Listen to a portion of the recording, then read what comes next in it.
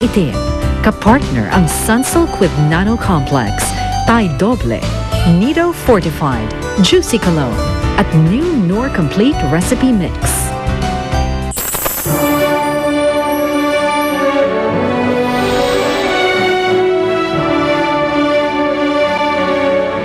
Alam ko maiintindihan mo din ako balang araw. Malit ang ginagawa natin, Gerald. Maliban na proteksyon ng kasama ko. Paano yung totoong anak niyo ni Rhea? Jessa, parang doon sa katulong natin noon. Huwag na huwag mong masabi ang sikreto natin. Kung hindi, puputulin ko sustento binibigay ko sa'yo. Kaya siya mahal na nanay niya. Kasi maganda siya. Yung pera ko! Hindi naman kailangan gawin yun para dyan eh. Ako nga pala si Melchor. Ako si Jessa.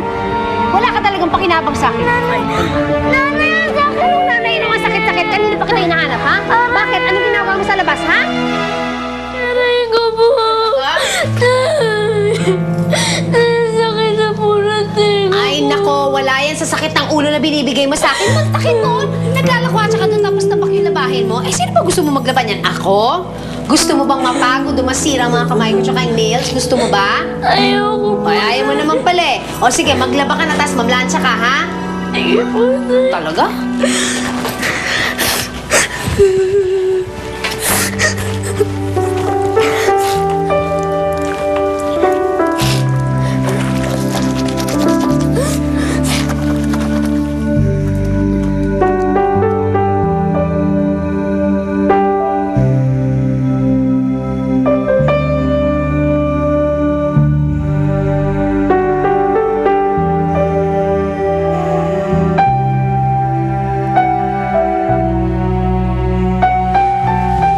Ito yung ginagamit ni Inay para mas lalo siyang gumanda. Siguro pag ginamit ko to, pag gumanda ko, lalo niya akong mamahalin. Di na siya maiinis sa akin.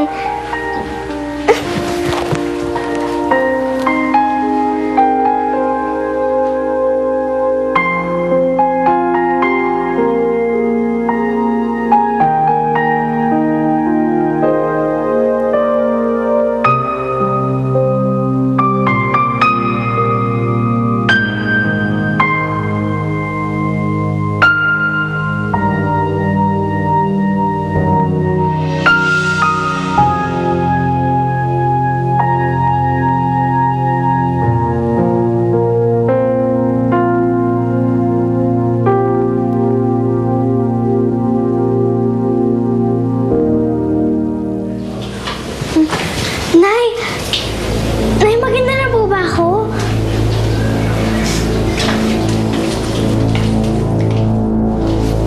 Nay! Nay, ano po? Maganda na po ba ako? Nako, ang ganda-ganda mo. Hindi nga kita nakilala. Nay, parehas na po tayo maganda.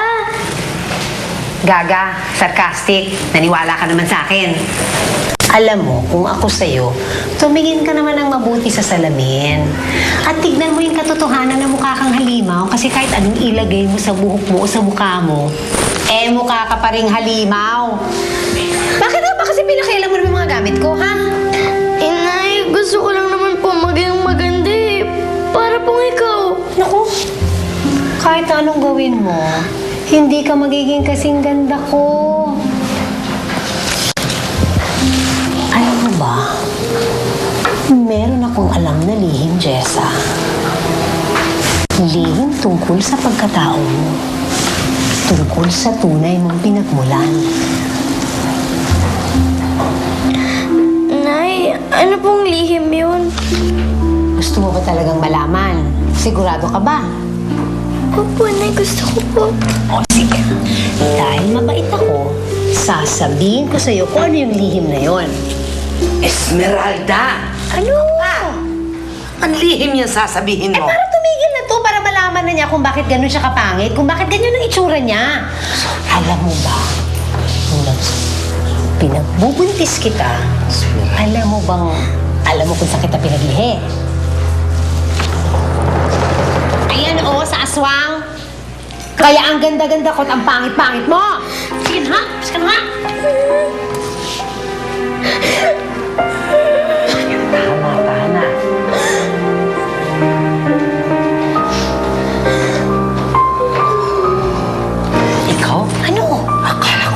sabihin mo ang totoo. Ito naman, ano ba naman siya na? May nervyos ako.